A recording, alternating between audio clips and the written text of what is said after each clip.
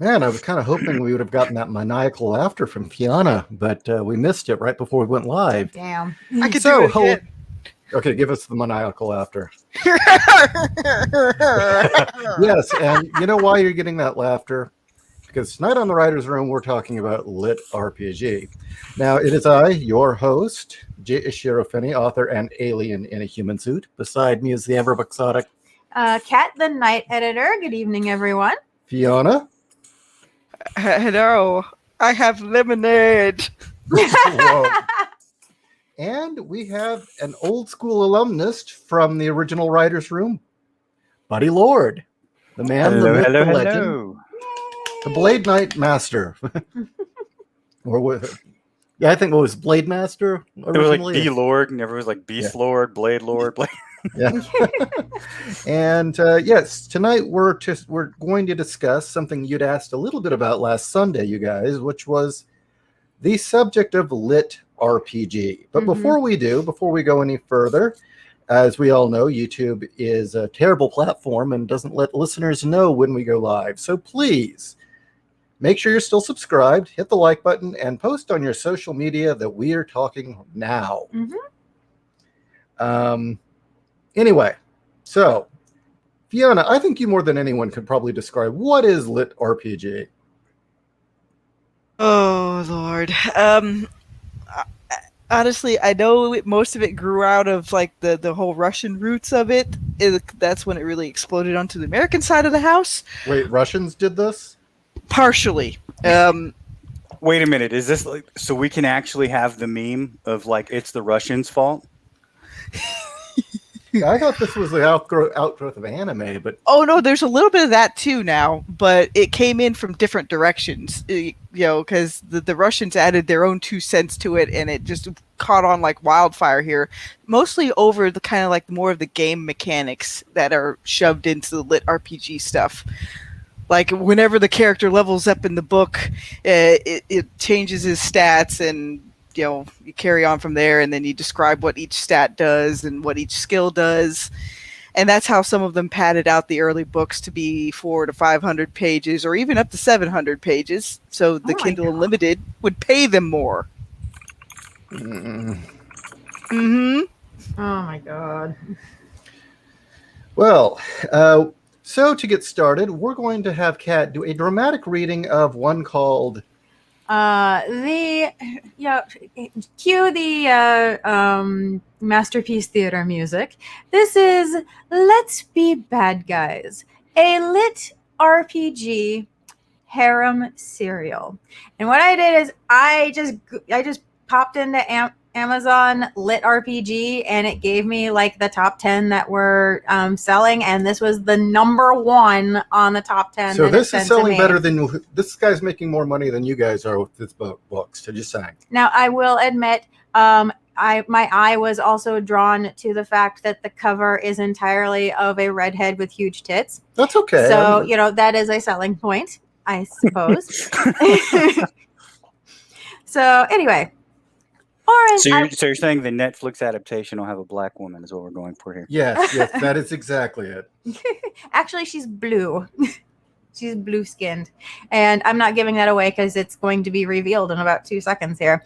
So orange light poured through the slit metal windows of my companion and I's small quarters, the heavy air creeping through, weighing on our already labored breathing.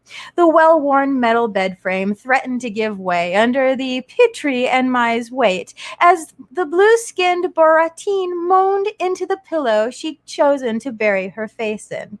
No amount of squeaking and creaking was going to slow us down, though, my body unwilling to listen to reason as the Barani pushed her freckled ass against me with each of my thrusts. I'm not going to go any farther. And people wonder why. No. Thrusts? Ha! Lunge is more like it. Being up on the mattress with her. Do you want me to read farther? I can. I didn't know if good taste was too much. Leslie, let's just stop at. Laurel K. Hamilton flashbacks. Being on the mattress with her had proven to take enough strain off my tired knees to give me a second wit. Oh my, okay, this is not Adventures in Awful. But anyway, wanted to give the audience a little taste of the #1 selling lit RPG book that's out there. Fiona, what was it you were saying you were cutting out of your Amazon searches? Okay. I basically, every time I try to look for new indies, I basically put minus lit RPG, minus harem, minus erotica, minus romance, because it cuts out most of that. Exactly. I mean, I think I could do like an AI. I think I could write an AI to create this. I imagine I AI think would you write could better. Oh. Just like, put in some different weird creature like definitions. Oh yeah, make it like a Mad Lib. So you put in like Yeah. green, space alien, prostitute. Yeah, there's a new AI Tyrannosaurus. using called the Snazzy AI, and people are using it to write things. And I'm like, well, this is just exquisite corpses. Like, you guys think this is new, but was done 30 years ago. Mm-hmm. For the audience, explain what Exquisite Corpses was. It's basically a group of people that got together and decided that they could make poetry by putting fancy words together in sentences and then just create, and then basically mad libbing more or less. Like, they would just go from person to person. Each person would add another line and then they would have a poem. It was probably very effective. It was. They sold a lot. So. Humble Marty says, sadly, I've read better sex scenes in vampire romance novels. But So not have Twilight. I, actually. So the issue that we're going to start with, and I'm sure this will take on a life of its own soon. The problem is this seems to be invading and infecting every aspect of the lit community. It's because it doesn't matter what you're writing. This is all over the place, and it almost always is lit RPG harem. But the thing I kind of have the most trouble with is the characters aren't characters. The main character is about as hollow and as empty as Bella from Twilight, and all the surrounding characters in these stories are basically badly written NPCs from any video game. And it's all wish fulfillment. Is it even a story at that point? Mm-hmm. Oh boy, it comes down to like, it's kind of like basically, what if you were a video game character in a video game setting, and you're just like choose your own adventure? But even choose your own adventure stories had characters. Yeah, it took out the trouble of choice. Mm-hmm. Yeah. Oh boy, but that's also kind of like what most modern audiences, they rather just slip into a character's shoes but not like see a different character. They want to see themselves. Yeah, well, what I always say is that what we used to want was when we saw an inspiring or aspirant character, we were like, wow, we want to be like them. The new audience wants whatever that is to be them. They want themselves to be that. So they're unable to empathize or relate to someone who isn't essentially them. Yeah, well, I mean, it's the entire I don't know. Like, there was a lot of really good 1920s French philosophy, but for some reason in this day and age, we've taken the worst of it and made it the most popular. And one of those is deconstruction. Ugh.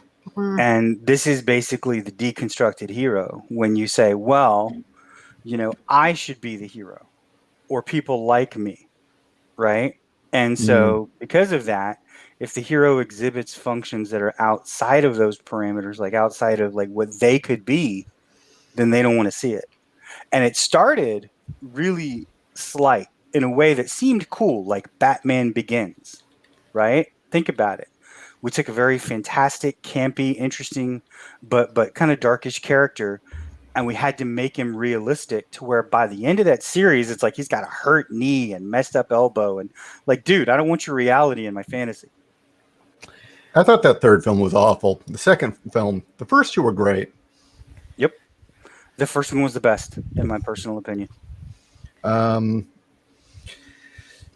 Okay, so yeah, deconstruction definitely. That and a lot of people, the way they consume their entertainment nowadays is mostly visual and video games. Some stuff can't translate over to a movie or a book as easily. So Dark Stranger asks, would you rather a Bella from Twilight or Shinji from Neon Genesis Evangelion? Just saw the last film. At the moment, for me, anything seems better than Shinji. Oh boy. I don't remember that character. I saw Neon Genesis like 20 years ago, so I don't remember. I'd have to I go look at mostly it again. remember that weird penguin. I just remember like the one redhead yelling at the guy because he was a pervert. That's all. Well, I remember other things, I but just mostly remember the penguin. The penguin was like the only comedic relief in that thing.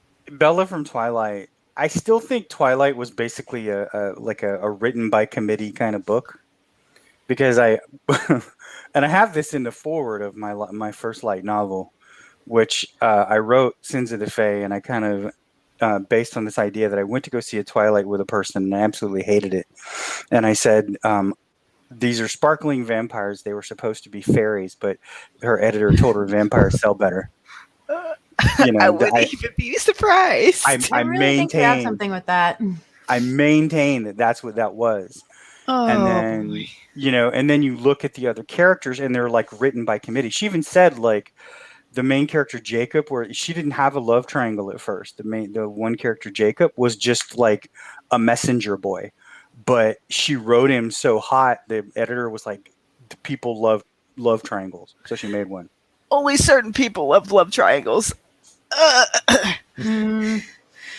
So, but anyway, Yeah. I think, but what it's getting at is that, like, if you look at Bella, she is nondescript, she's quiet, she could be almost anyone. She is created so that you can fill her with you. And she's from the exotic land of Arizona. Yes. Yeah. Oh boy. No, she is. She's a template or a shell. Yeah, shell. You're absolutely right that you can map yourself over, which is why the worst thing that could happen to that character is being realized on the big screen, because now suddenly there's a girl there's a face, and it's not yours. And the amount of hate that Kristen, I forget what her name is, got because, well, she's prettier than half the people reading the book. And let us not forget that these fans were so much convinced that it was Edward who loved them, that a horde of ravenous middle-aged women at New York Comic-Con at one point stormed the autograph table, and what's the name? The actor, I forget. Patterson, Robert Patterson, fled, and they were chasing him through the building, and fleeing. He ran into traffic and was hit by a car trying to escape these horny moms. Yes. Yes. I mean, I feel bad for him, but it's also funny. Now, could you imagine if that had been, say, the girl from Stranger Things and a Min? Yeah. Oh my God. People wouldn't be laughing. No. But yeah. No, they'd be a bunch of pedophiles, kill them all. Aloise does bring up a good point. Sword Art Online did help to galvanize more of this stuff to the forefront. Tell us a bit about Sword Art Online.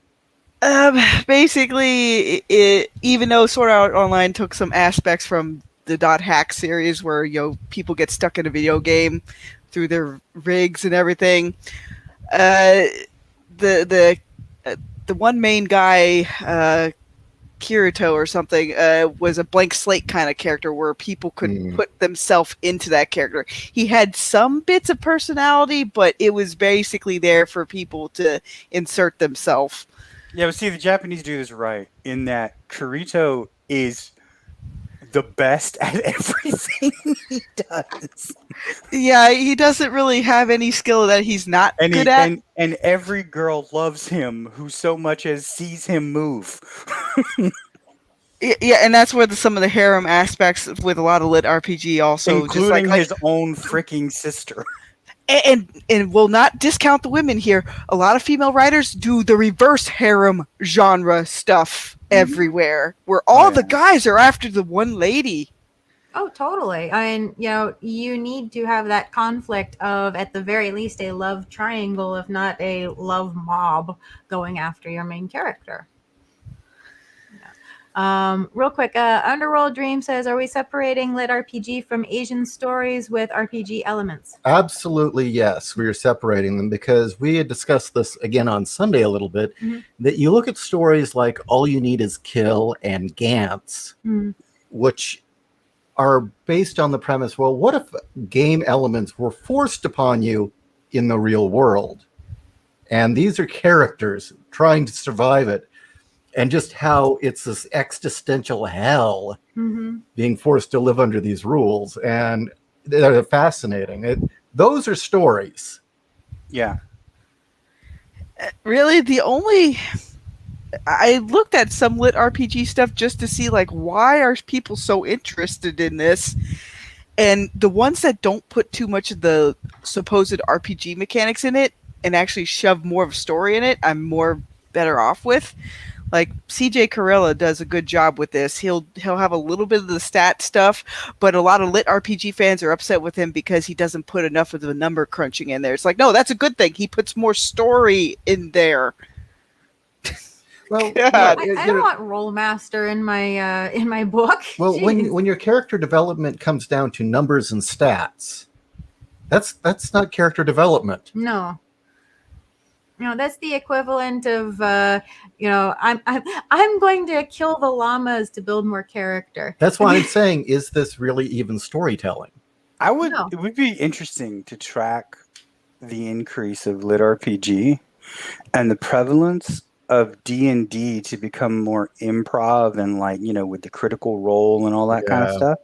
I bet that there's a similar increase with both. I bet that's a direct relationship or direct correlation, because I don't know, like, I think these books, like, especially even if you have more numbers, then you have less actual, like, development, right? We have less story and that kind of thing.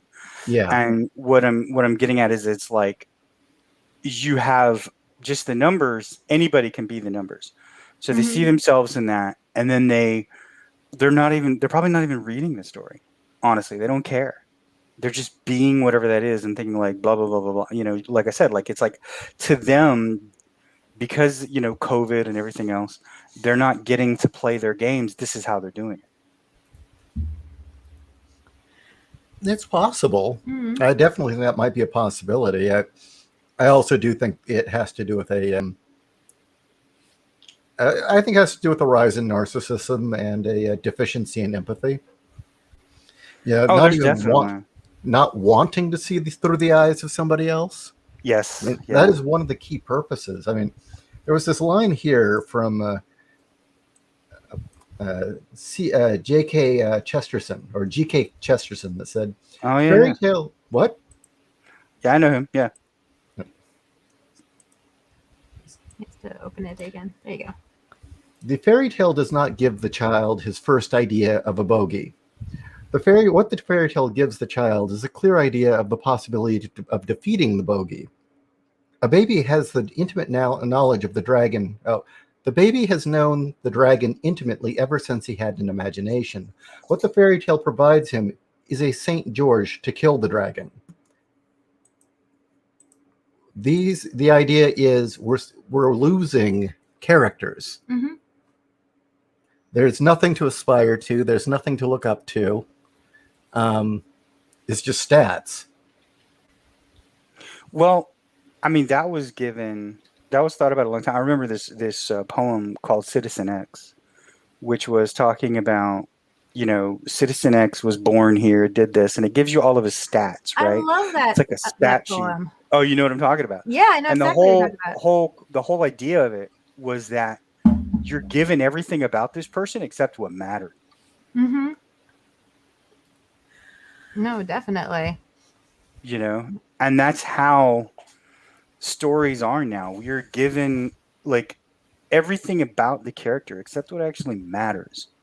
You know, I mean, that's the reason why everybody's so angry at things like He-Man, right? That the new rendition of He-Man is it's like, okay, no one cares that you made the story about Tila. You know, what we care about is that you said it was going to be about He-Man, and then it wasn't. Right. You know, and then we cared that you did him dirty twice Yeah. in the Mhm. same series, and then you like brought in these sort of elements that don't belong. You know, like incest or incel Skeletor, and you know, like workaholic mom, evil workaholic, never had a kid, evil Lynn. I'm like, are you kidding me? And I, Tila's gay love interest, who is black now, but originally had been a redheaded character. there is something that's kind of Yeah. interesting here, though. Dark Stranger was asking me thoughts on pre-hack isekai such as Escaflowne, Magic Knight, Rayearth. I have watched Escaflowne. I enjoyed it, and even older stuff like God, what was it? 12 Kingdoms. That was pretty Oh, good. 12 Kingdoms was great. Let's see, who else did I enjoy before like all that big infection?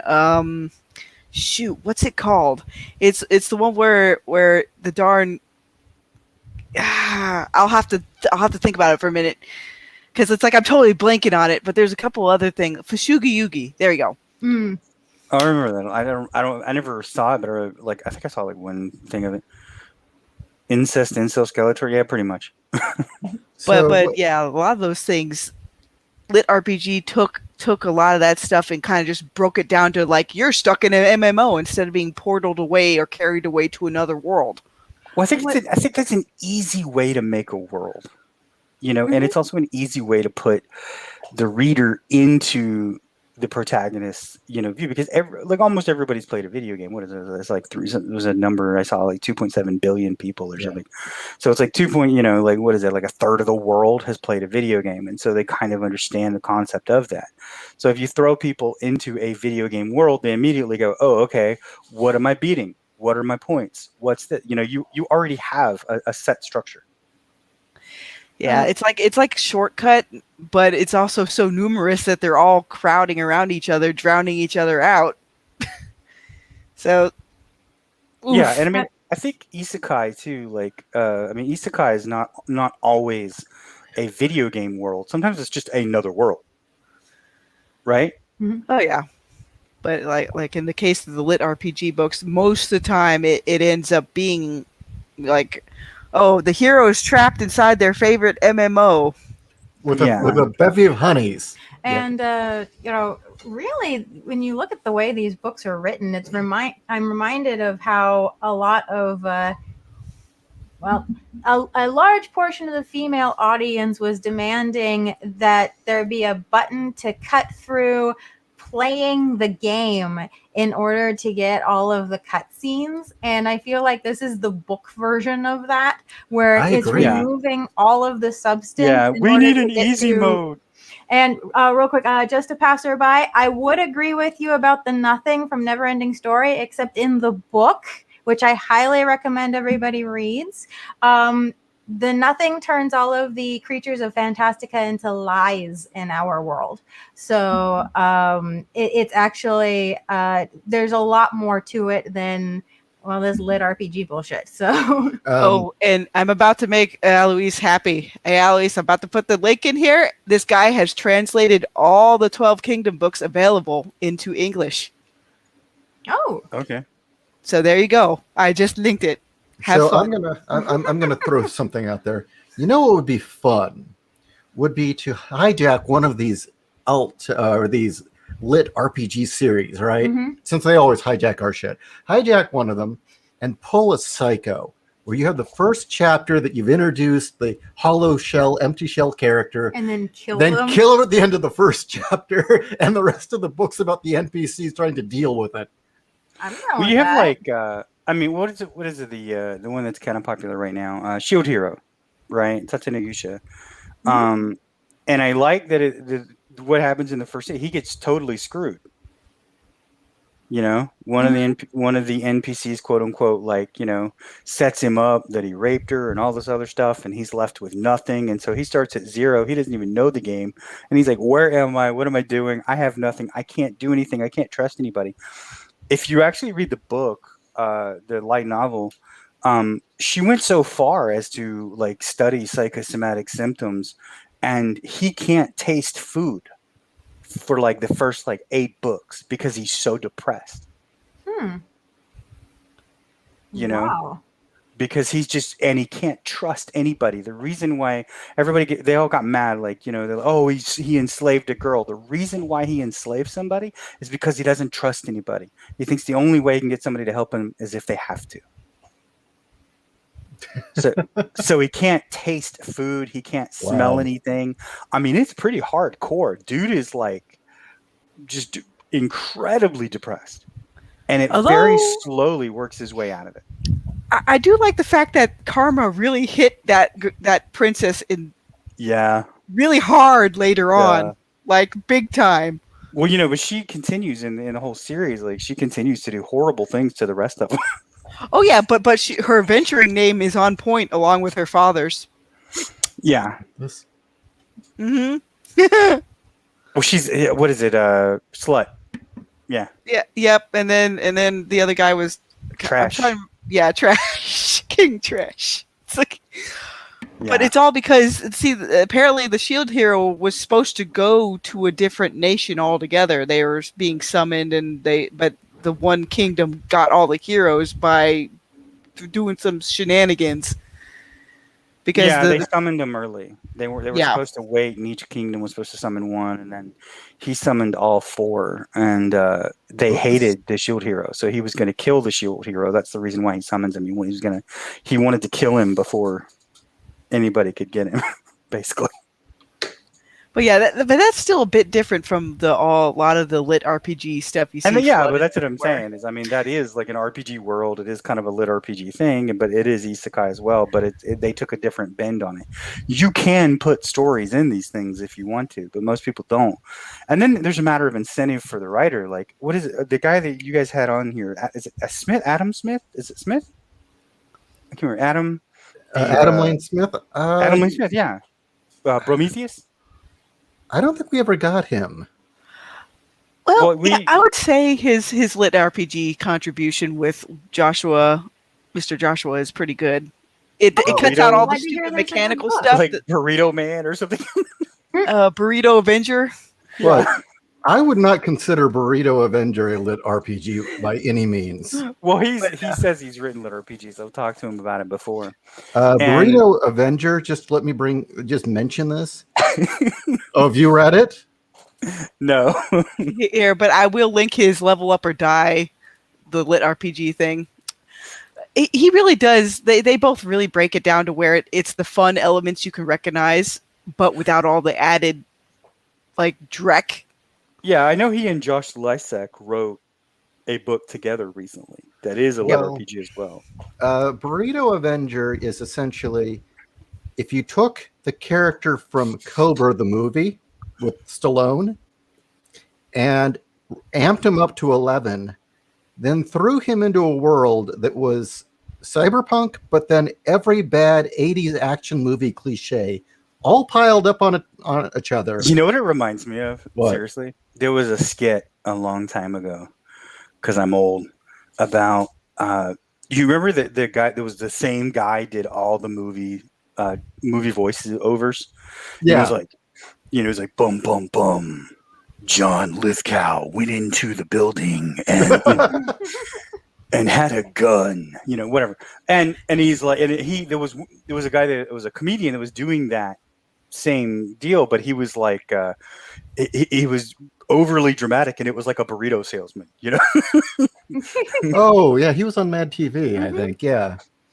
So yeah, Burrito Avenger isn't really lit RPG. It's more like a satire of every 80s action movie cliche taken to 11. And it all starts because the protagonist loses his job and then somebody screws up his burrito. So it's like Expendables. Yeah, a bit more like that, but even more insane. I mean, it's pretty funny. I mean, Okay. the book is pretty funny. Well, I remember talking to Adam about it, and he said that the way to write those is just to not even try to be serious. He's like, just go as crazy as you can think. Well, he did that. He definitely did that. No, the people we've had on, and I want to start doing that again, is bringing guests on. We had Morgan Newquist come on, and was it Morgan Newquist, and who else? His wife, I believe, and Russell.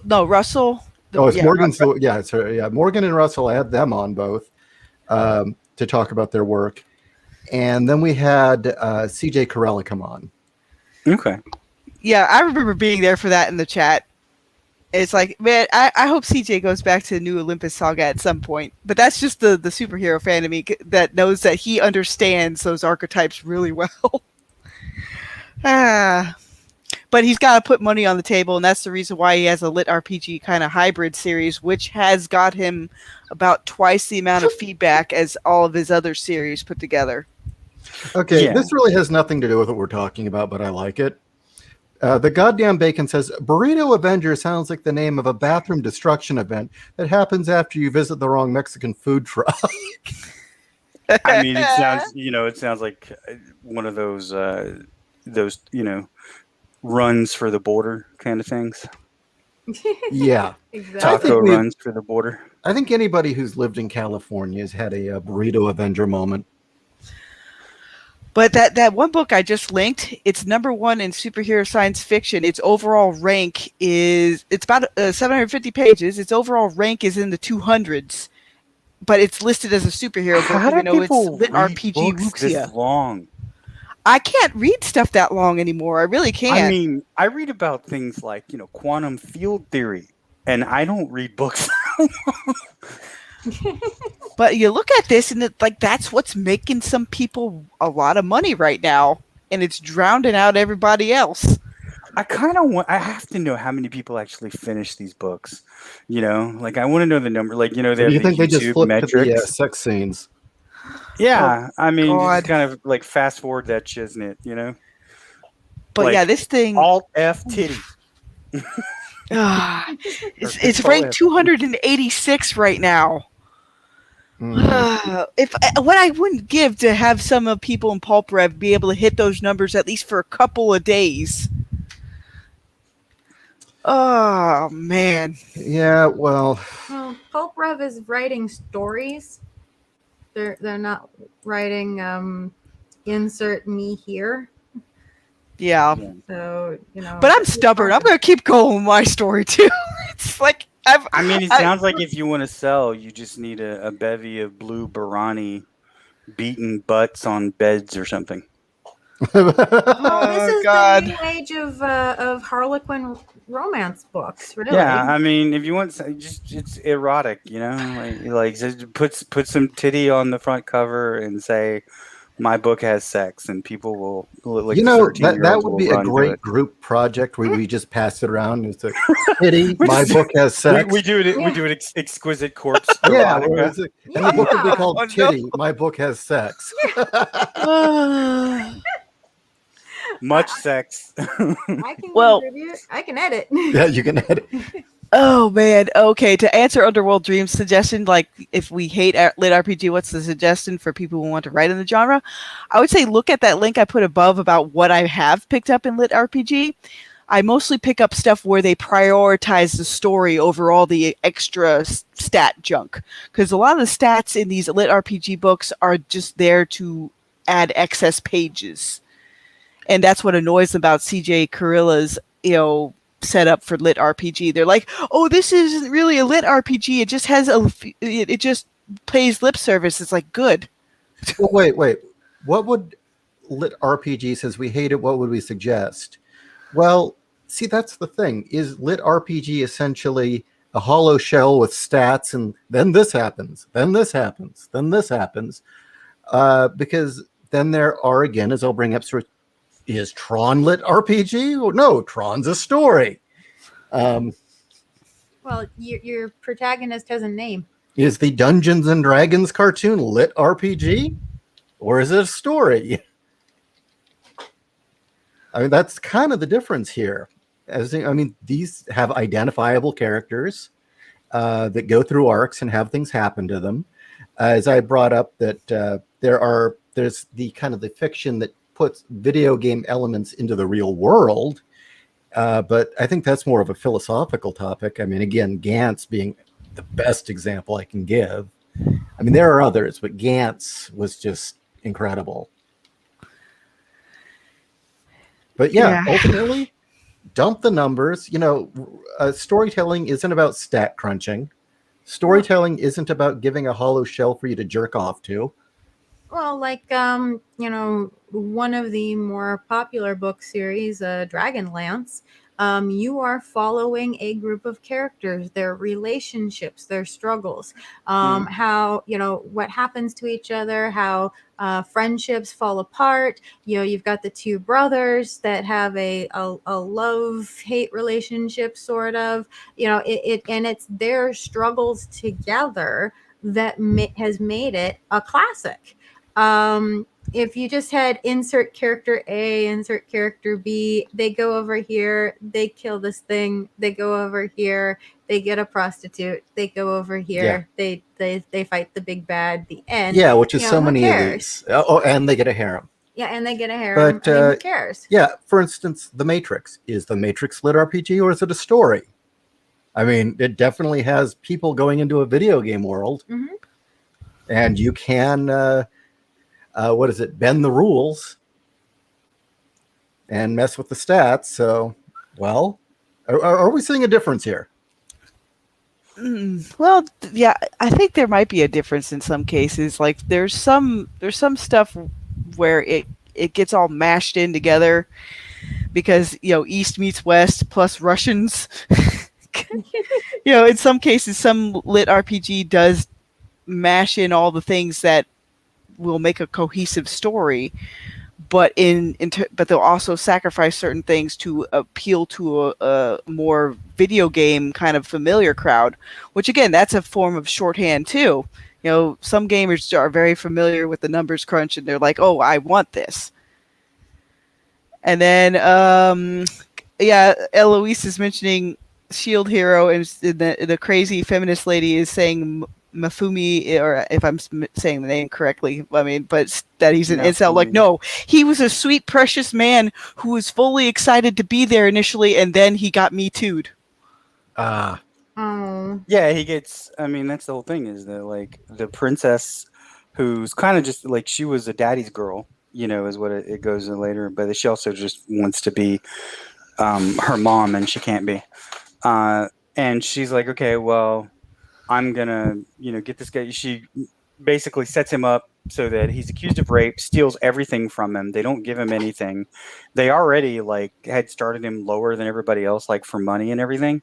But he didn't know that. He was happy with what he got. But she took that away from him. Everything he bought with the money he had, she stole from him. And then she, like I said, she accuses him of rape. So he trusts nobody, has nobody, thinks, and he literally wants to kill himself. But he can't because his defense is too high. Well, see, there you go. Okay, you've taken an element of a game, and now you've turned it into kind of a, well, again, I suppose an existential question. In this universe, the rules work this way. Your defense stat is so high you can't kill yourself. It's like Chuck Norris. Well, the thing is there's four. Was it four? Yeah, I think it's 4 heroes, and they each have their own weapon. His weapon is a shield, right? He can't hold anything but that shield, so he can only punch himself. But his defense is too high. He can't choke himself or anything. He tries. He literally at the beginning of the book, he gets so down on himself. He tries to kill himself and he can't. Well, now you're playing with the concept, not the. It's and I think that's what makes it. Yeah, and that's what makes it more of a story. Immediately you have conflict, you have tension, and there's absurdity to it. That's almost What do you mean I can't even kill myself? I'll grab a knife and slit my throat. Nope, you can't grab it. It disappears. What? Your THACO score's too high, dude. You stole it from me. Oh, sorry. It's okay. It was always the same. My THACO's so high I can't hit myself. So low. So low, yeah.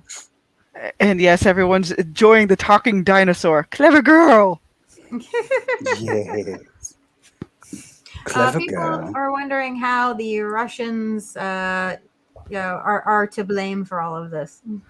Oh boy, I'm trying to remember where the heck did I manage to research that? Because I was researching the guy who did the Land series because he tried to copyright the word LitRPG and call himself the father of LitRPG.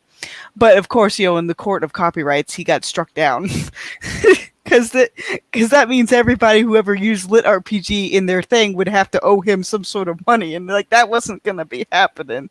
No, you should have done it the first day, dude. Plus, the guy was apparently a doctor before he started all this, so he already had pretty decent, funds in reserve. I don't know why he's like, oh, I got to make sure to copyright this. But at least he does do one positive. He will support his friends and put their books on his website, to promote them. So at least there's that. But it was kind of crazy to try to legitimately. It doesn't be like me trying to trademark the word water. You know what I mean? I don't know. I think like the whole idea is that LitRPGs probably started out okay, but then like the pedantic police, which is what I like to call them lightly, the people that you say anything and then they correct you. Well, actually, and it's like, dude, Aha. The actualies. just shut the hell up. I mean, like there was a guy the other day who was talking to me, and I was a mechanic for a while. I was a pilot. I managed. I went to, I controlled large international trading operations for aircraft companies, and this guy's trying to tell me about like, well, actually, this is how it works, and I'm like, you sitting at your fucking keyboard, never went out of your mother's basement. You're going to tell me how international operations worked when I was in Israel, handling it on the floor in Gaza? Fuck off. You were on the floor in Gaza? Yeah. I'm glad you're alive. Yes. I did international operations with like actual sheiks and stuff like that, where people were, where they had 5-star dinners and G5s, like Gulfstream 5s, and with like, I remember like looking at the they call them hat toppers, and it's basically the thin metal that goes over the rivet strips on an airplane to hide them so that they look pretty next to the seats. Well, they wanted theirs made of 24 karat gold. Do you know how fucking soft 24 karat gold is? Yes. You can mar it with your fingernail. Yeah. Ooh. So, when people like, when the well actuallys come out, the pedantic police, it's like, look, I realize you haven't done anything in your life, but you don't need to express that every 5 minutes. I like that. But I think that the pedantic police came out and they said, well, real games have character sheets. Real games have this and that. So you got to have that. Because I did begin to notice like the isekai genre kind of moving to that. You've got like, oh God, what is that? Nafareta or something like that was an anime that's come out like a couple years ago and based on like, again, a light novel, and they have like data plates and stuff where they see their actual numbers and everything. You know what I mean? Mm-hmm. And I'm like, where did that come? Or even what is it, like 7 Deadly Sins has, they have the same thing. They have like actual like stat sheets in the books of the characters with their power numbers. And I think, and then probably some of that also came from the companies realized they could, if they did that, how easy was it to make it like a card game or something? Over 9,000. Dun, dun, dun. Well, I do recall back in the 80s with Dragonlance, you could buy modules that would give you the stats of the characters for the game. Mm-hmm. But that was nowhere near the novels. You had to go buy that at the game store. Mm-hmm. And that's if you wanted to play them. Mm-hmm. But I think that's different. That is different. And I have seen actually books where they have stats for the characters in the back, which I actually thought was cool, but it was still a story. Yeah. Ooh. I should mention that Sir Sova did that with the Mongoose and Meerkat stuff. They on their Kickstarter at one point they made a little kind of supplemental that gave stats to their characters in case you wanted to use them in a game at some point. And that's cool. That is perfectly fine. I am not opposed to that. But again, you're getting a story. You're not getting an empty shell for daydreaming. I think it's yeah. I mean, which like even you know what it is. You know what it's more like if we think about it. Do you remember G.I. Joe Transformers back in the day Oh yeah. Mhm. and in like the 80s? Like you know, if you remember, if you flipped over the the cards that they got, they had a little stat sheet. Or to tell the kid, okay, well, this one's this smart and this strong, and Yeah. And so if you think about it, that's all this is. I don't It's recall GI Joe actually having stat numbers, but the Transformers did. the G.I. Joe did. They had what they had. There was a number, and they were like you flipped it on the back, and it was like a little card, and it had their rank, their which military branch they were in, what they specialized in, what their Their weapons was. dossier. A short little a short little like paragraph, and then at the bottom it did have like numbers, like it was like strength this, leadership this, that different qualities. I guess that was to enhance what the imaginary play that the kids would do. Yeah, well, it was to know like Duke's the leader, Snake Eyes is the badass assassin, Flint is kind of in the middle, like those kind of things, and so you're like, well, my guy can beat your guy, not according to the stat sheet. That's probably why to stop kids from fighting. Snake, I can kick your ass. Well, No, I can't. screw you. I got He-Man, and he says here he's the strongest man in the universe, so I beat all of you. And then that's when like the 240-pound bully doesn't have any friends, stomps on everything, and throws your bike away. Yeah. Exactly. Okay. Let's see. I don't know. Is there really anything else to add to this topic? It just feels like it's like something that has developed, recently, at least within the past, like I would say like 10 years, that really exploded. Like that one link was saying, and it was present earlier in some places, but it didn't really take America by storm until much, much later. The material strikes me as so damn empty. I mean, and you've mentioned like when C.J. Corella handled it or when other authors, but then you start saying, oh, well, no, actually, this is a story that's playing with the concept of game mechanics, not... Well, yeah, in CJ's setting, if you die and respawn, after a certain amount of time, you'll start losing your memories of the world you actually came from.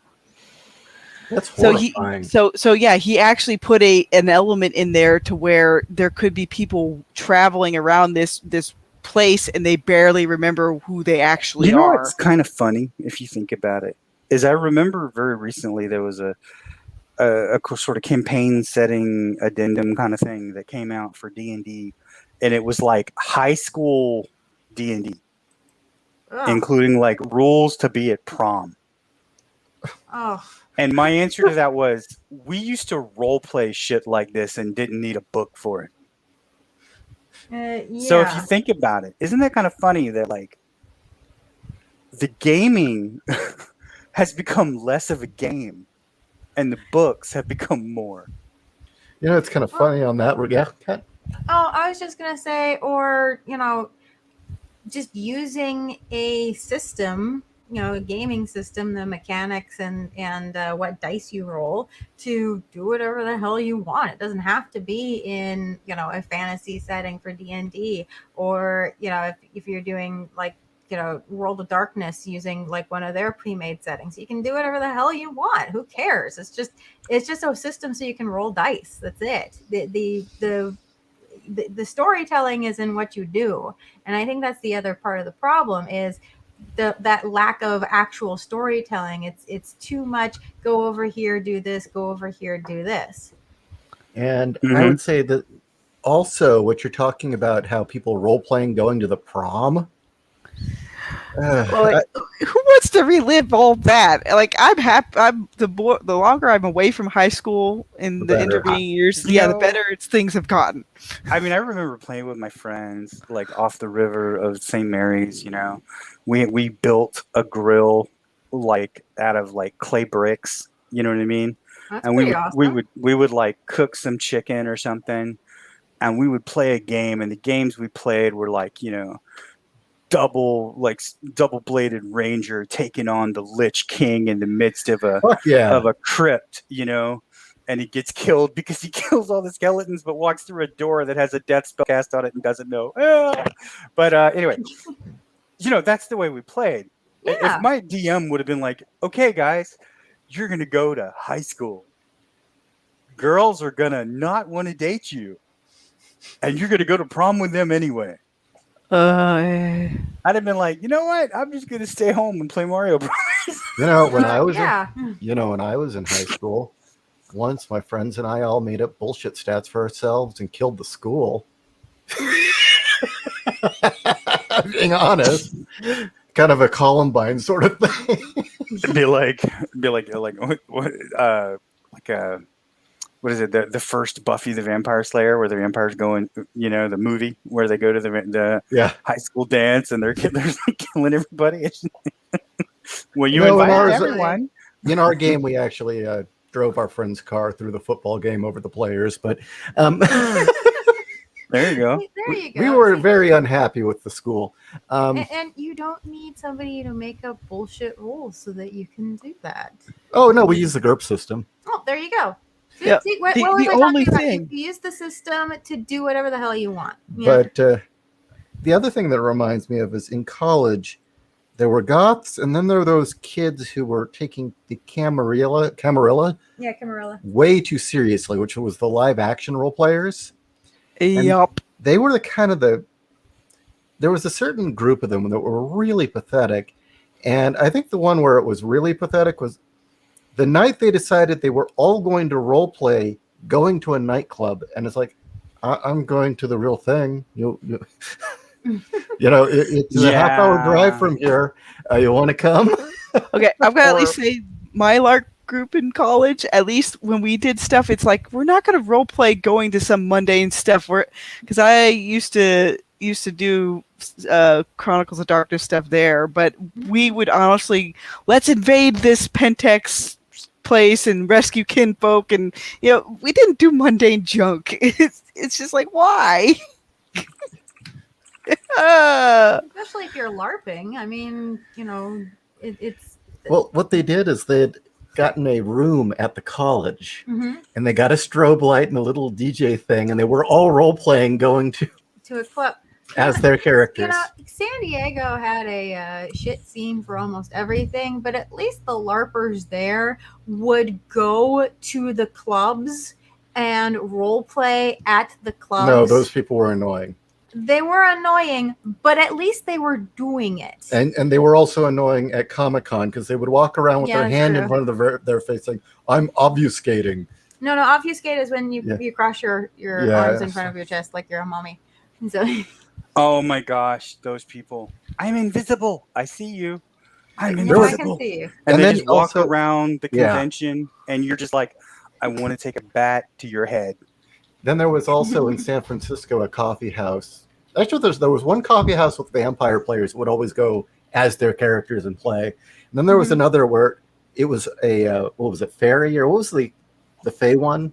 The Fae? That was that the name of the game? Changeling. Yeah, the changeling players were the worst because they were all dressed up in these red really. caps? Or were they? I don't know. They were just all dressed real goofy and acting like kids. Well, probably the red caps or the pukas, most likely, are the ones that you are dealing with. It's Oh like, boy. Oh, don't man. take your mental illness in here. Well, actually, that's not fair. All the coffee houses in San Francisco, everyone brought their mental illness with them. So That's San Francisco in general. I've told my coffee house story, so I don't have to do that. But anyway, Underworld. I hate nightclubs and bars. It's too damn hot, and all those people jammed into those places. Eh, It depends on whether or not that particular nightclub has a good air conditioning system. Mm-hmm. You're guaranteed that in Florida in most cases. Oh, I don't know. There's a lot of like, especially like when goth and emo and all that kind of started percolating, and you'd go into those places. I remember there's a White Rabbit in San Antonio, which was kind of a popular club. Like they even had like some of the bigger bands, some of the bigger sort of like I don't know. I can't remember all the names they have for the different kind of music, but the sort of rock, goth, emo, industrial scene. They had Yeah. a bunch of the kind of bands that were somewhat prevalent, and God, that place always smelled like musty, like somebody who hadn't bathed in 4 weeks. Seriously? Uh, That's Ouch. kind of disgusting. Yeah, I mean, and then you had like, and they No, had this no. couch. And the couch was, it was a makeout couch, of course. And I remember like going there with this girl, and she's like, "Can we sit on the couch?" And I'm like, "Fuck no." Oh No, God. no, no. The proper scent of a goth club is clove cigarettes. yes. That's the proper Yeah. scent. Okay, well, we're coming up at the end of the hour, so before we go, Buddy, do you have anything to promote? I have a book. It is still in demand called sinsofthefae.com, or it is at sinsofthefae.com. It's called Sins of the Fae. And it's about what would happen if our gods betrayed us, came down to earth, and began to kill us. And the only solace that we had, the only way that we could save ourselves is to become our own heroes. Okay, and I hope this is the right address. Don't worry. I posted too. Oh, here we go, better. I'm on it. You beat Go me to it. Fiona. She's awesome. And I will say up front, Buddy, writer knows what he's doing, Mhm. so you're going to get a good story. You're most definitely going to get a But good furthermore, not only are you getting a good story, unlike a lot of these books, holy shit, the art's good. story. Mm-hmm. In fact, I'd say it's some of the most innovative art I've seen in a very long time. This is not your standard run-of-the-mill comics art. It's very experimental. Reminds me of some of the more daring stuff Vertigo did back in the day. Mm-hmm. Yeah, it's Um, very like we based it on Dave McKean. Yeah, well, There you go. oh, okay. I wasn't going to say that. I didn't want to. But yeah, it looks very Dave McKean. I love it. Well, I mean, he told like when I first told him like you're going to take over the art, he said I can't do that, and I said yes you can. He's like I can't do sequential, and I showed him Black Orchid from like 1980, one of the first books that Neil Gaiman did, and he looked at it. And he's like I can do that, and I said yeah, that's what I want you to do. There you have it. Oh man. Okay, so you're writing a documentary. Who said that? Who are you talking about? There's a documentary. That's Wayward Astronaut. Oh, I think he's talking to somebody else. okay. So Fiona, time Yes. to promote yourself. Oh yeah. Well, there you go. Okay then. Well, if you don't want deconstructed superheroes anymore and want something that's lighthearted and filled with way too many uplifted space dogs, You're gonna put the link in, right? yes, you can go here. I'm currently working on book 5. It's about halfway done. I mean, I still have other stuff in the wings. Like I try to stay at least 3 issues ahead of where I've posted. So, overall, yeah, have book 0 through 4 done. So technically this is book 6, but it's listed as 5. And Go this me. This is currently a read for free, right? Yep. Well, because again, I was tired of waiting for what I wanted, so I'm making what I want, and then the whole series should be done by the end of like 2022, and then because right now I'm still learning how to format stuff, and that way when I release it in physical format and regular digital, well, it'll be good and nice and pretty and filled with internal arts. I don't know how many yet because it's like Old Con keeps doing pretty pictures. And finally, as always, I'm going to promote going over to Amazon and buying one of my graphic novels. Look, Magog even recommended Case File Arkham. I mean, and seriously, he really did. This is an actual quote from Magog himself. Mm-hmm. Now, for some reason right now, the Amazon preview isn't working. But it's not working for a lot of people. In fact, a lot of the Vampire Hunter D books that I was looking at, it's not working on any of them. Really? So, yeah. But if you want to get a sense of the quality of art you're going to be getting in these books, God, come on. Why is it acting so jumpy? There we go. That is the level of artwork. I'm going to try and get some new panels up. Or, hey, alternately, you could get World War Kaiju. That's right. A retelling of the Cold War. A tell-all of how World War III happened. In a world where instead of atomic bombs, it was all about atomic Is that monsters. Robert Redford? Yes, it is actually, kind of. Yes, it's glorious. What it is that it's all being told through the narrative of a tell-all after the war. So it's actually set in 1973, and it's I'm all sorry. these. I want a What? meme of this picture with a "Come at me, bro." Come at me, bro. You gotta love And- those designs, though. Well, you know, the thing is I did not want the monsters in this to look the way they're done modern, where they're made to look like real animals. Mm-hmm. I really wanted these monsters to look more like the kind of puppets and men in suits of the old ones. I wanted that kind of outlandishness of the old. I mean, Toho this sort of looks like a Cthulhu in shining armor. Or like, pulp meets like certain kinds of era aesthetics. Like, yes. Yeah. So, yes, World War Kaiju, another very fun book, and available still on Amazon.com. And actually, we're getting a real bump in sales for this one right now. So, I mean, if this Good. keeps up, it'll justify a sequel. Actually, yeah, thank you guys. You guys are actually starting. My books are finally being more than moderately noticed. So I appreciate you guys checking these out and telling people. I mean, I think more than anything, the word of mouth you guys have been giving our books have done more than any interview Yes, thank you all or very any much. advertisement. I still say from what I've read and what I've looked at, and I know we met each other in CGs. We're not. I don't know. I don't know. I'm kind of in CG. He's not. I don't care. I'm just Issue- apathetic to CG. Well, I was gonna say Finney is the best writer that I've come across Shit, thank you. in this indie sphere. Thank you. Wow. I tear my heart out and work my ass off. I'm glad it's paying off.